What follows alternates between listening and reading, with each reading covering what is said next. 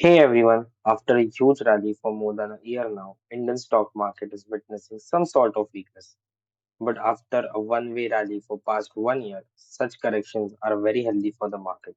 Especially the mid-cap and small-cap segment was quite overheated, and this cool down is much needed, which would eventually create a great buying opportunity for long-term investors. So recently, I've been tracking four stocks from different sectors like banking, NBFC, and FMCG, which are trading at a discounted valuations and looking promising for long term. So before moving forward, the idea behind this video is to share my knowledge and would recommend you to do your own analysis before investing. Okay, so first stock in my list is from private banking sector. It's Kotak Mahindra Bank. Kotak Bank has been one of the top banks in India, which has created massive wealth for its investors in the stock market history. But it's been 5 years now that the stock has generated zero returns for the investors.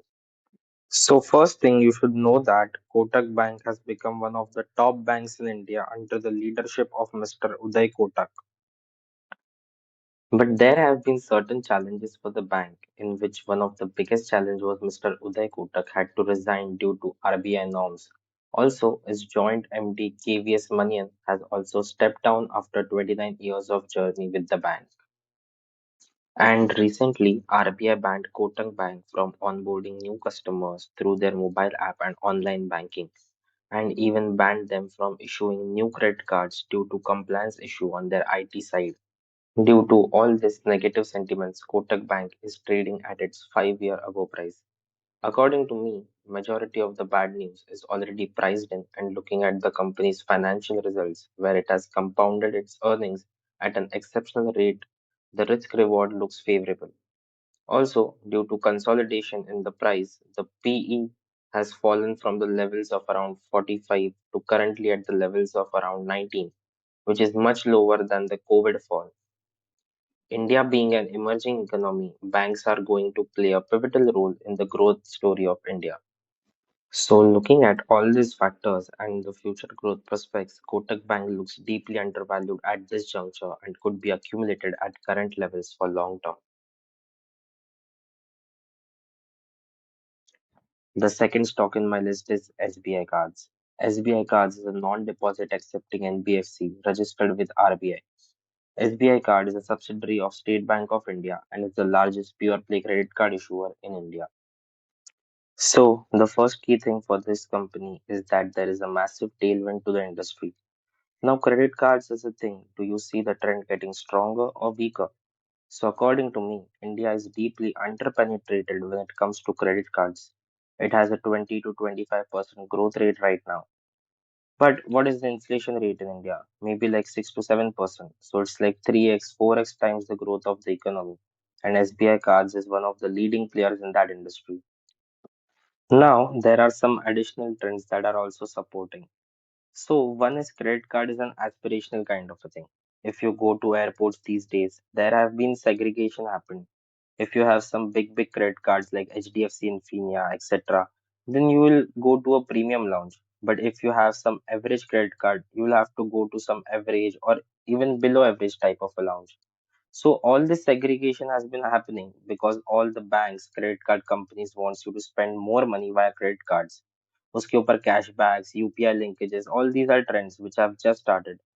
Give it some more years. This is the rise of consumeristic culture in India. Do I support it? Absolutely not. But I can at least invest my money and make profit out of it. And that's how I see it as an investor.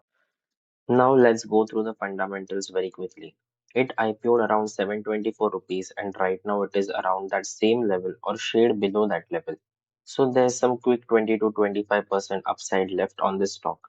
Now can't write it on stamp paper and give it key it will happen in 2 months or 6 months, but it is likely to give very good returns when the stock moves up. I see this stock at least 2xing from this point. On top of that, look at the revenue and profit growth. Are the profits doubled? Well, they are almost 3xing in last 5 years and compounding at least at a rate of 20 to 22%, which is fairly a high growth rate. So, under no possible ways, I see this stock overvalued and could be systematically accumulated at this juncture.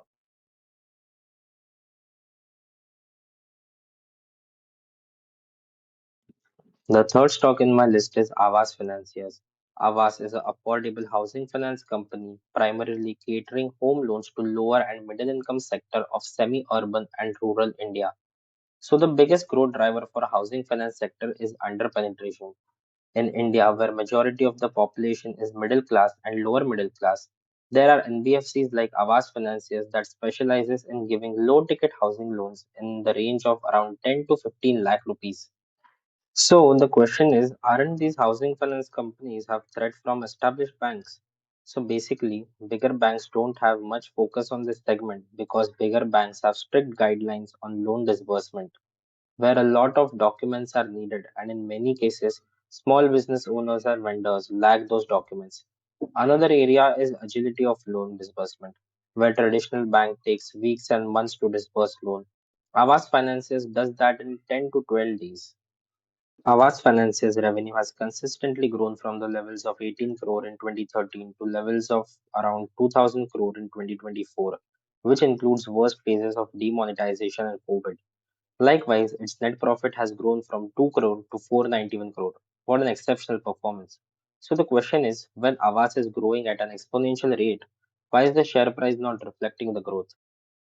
So one of the reasons is higher interest rates that has increased the cost of borrowing. So the margins have taken a hit due to higher cost of borrowing.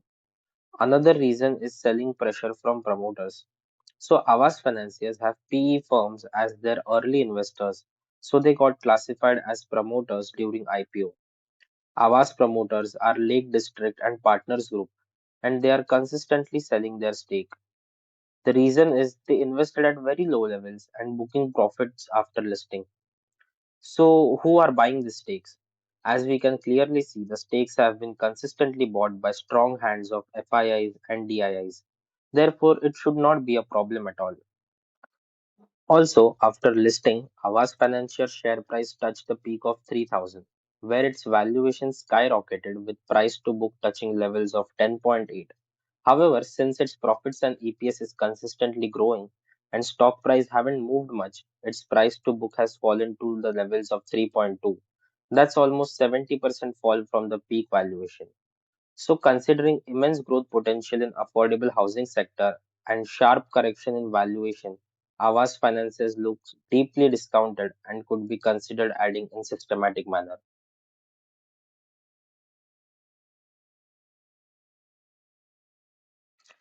So, final stock in my list is Nestle India.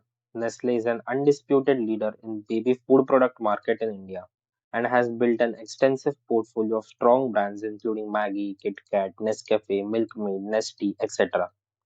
Nestle India has an extraordinary ROE of 135% and ROC of 169%, and it's a cash cow. Hence, Nestle has always commanded a premium valuation. Recently, Nestle's stock price has corrected 20% from its peak, and PE has fallen to the levels of 67, which is currently discounted towards 10 years median PE. So, Nestle India is looking promising to consider at current levels. So, we covered four stocks in this video, which are fundamentally strong and looking undervalued. Now, you tell me in the comments out of these four companies, which is the most promising one as per you, and which stocks you want me to cover in coming videos. So this is it for this video. Till then, take care.